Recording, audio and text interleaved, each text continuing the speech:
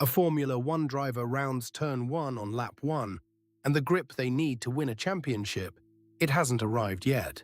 Tires are fastest in a window so narrow, sometimes just 15 degrees Celsius wide, where they're hot enough to stick but not so hot they start to fail. In the rain, the cold, heavy fuel load making the car sluggish.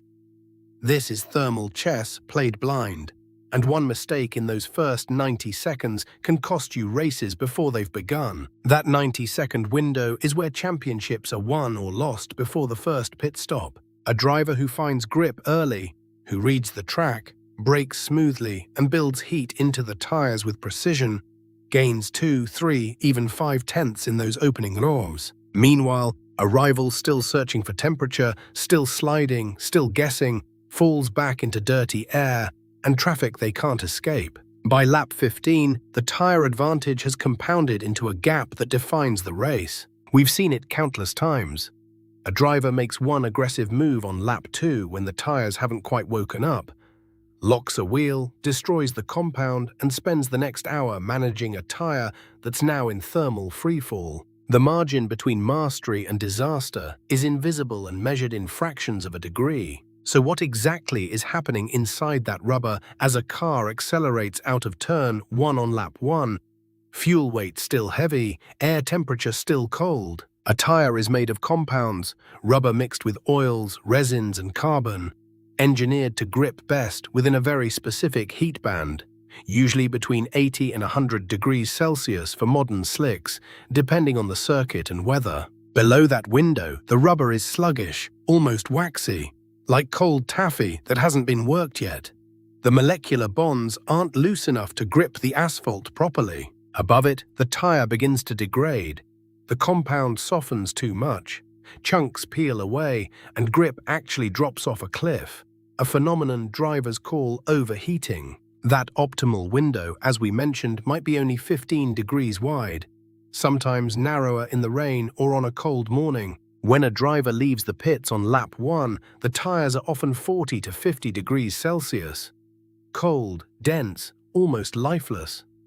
And every corner, every acceleration, every braking event is slowly generating friction and heat. The air flowing over the tire surface helps a little, but not much. The real warmth comes from the friction between rubber and track, from the sidewalls flexing as the car leans into corners, and the compound being worked by lateral and longitudinal forces. A skilled driver feels this creeping temperature rise through the steering wheel and the pedals. A progressive lightening of the car, a gradual return of response. They're not watching a gauge.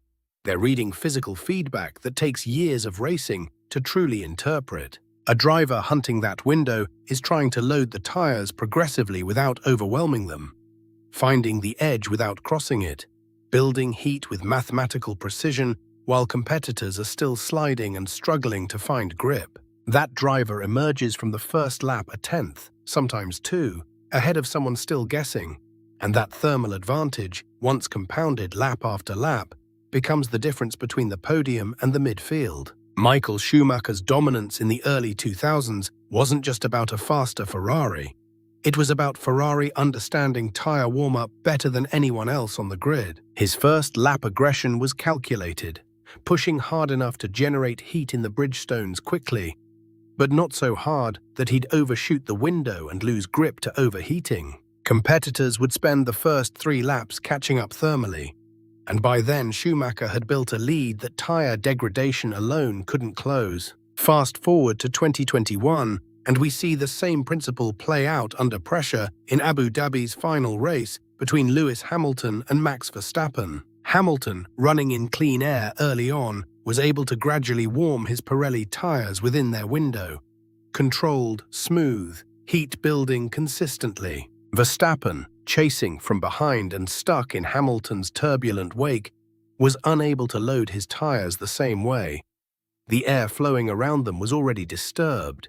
His tire temperatures climbed unevenly. He had to push harder to generate heat, which meant risking the slide, losing time, or overshooting the window into the overheating zone where grip collapses. It wasn't the only factor in that race, but in those opening laps, The thermal architecture of the fight was already written.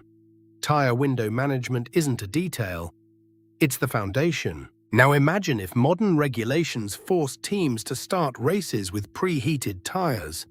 Think about it. The entire first lap chess match dissolves overnight. No thermal disadvantage from the grid, no advantage from clean air, no punishment for being in the pack chasing heat that won't come. The driver who could read a corner best, who had the smoothest inputs, would win the opening phase instead of whoever lucked into the warmest tires soonest. It's a reminder that grip isn't always about raw speed. Sometimes it's about temperature, timing, and knowing exactly when your window opens. So here's what matters.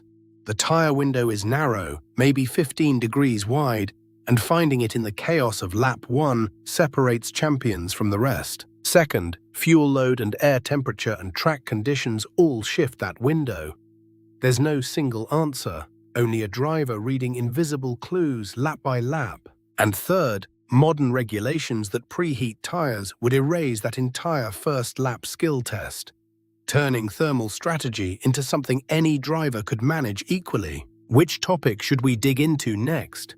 Brake temperature management, fuel burn strategy, or how wet weather tire compounds changed the sport forever? If this thermal chess match fascinated you, subscribe now and hit that notification bell, because next week we're pulling apart another invisible battle that wins and loses races.